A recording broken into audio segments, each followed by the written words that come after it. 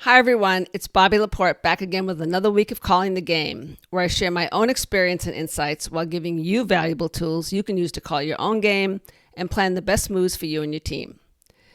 So in my last video log, I introduced the concept of lateral agility, or how you further the broader goals of the enterprise while focusing on your own team's objectives. And I believe this is the most important capability for today's leaders. So as a follow-up, I want to offer some suggestions about how to build this capability and put it into practice.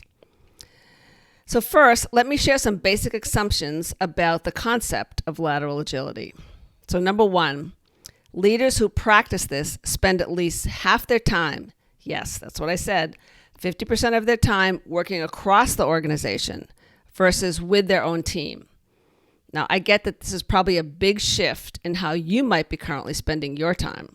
The second thing is that having vertical success, which is really your success in your own domain or your own functional area, doesn't necessarily translate to success with lateral agility. You need to recognize that you can't rely on your positional authority when the critical work of the organization is primarily cross-functional. The third assumption, lateral agility requires a different mindset, one that requires you to have the humility to acknowledge that you don't have all the answers, and that yours and others' success will only come from solving problems together. And again, it's all about relationships. Your social capital replaces your positional power. So how do you operationalize this idea of lateral agility in your own company?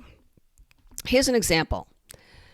One of my clients led a program office that served a number of stakeholders in the company. So by nature, his function needed to work with and through other parts of the organization.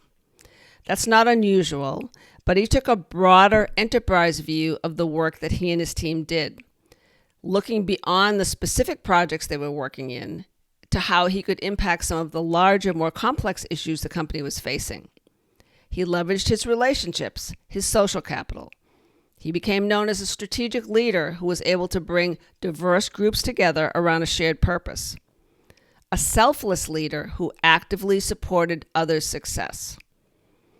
And as a result of his success and contributions, he's now leading a C-level function in the company, focused on solving critical enterprise-level issues. So where's the opportunity for you?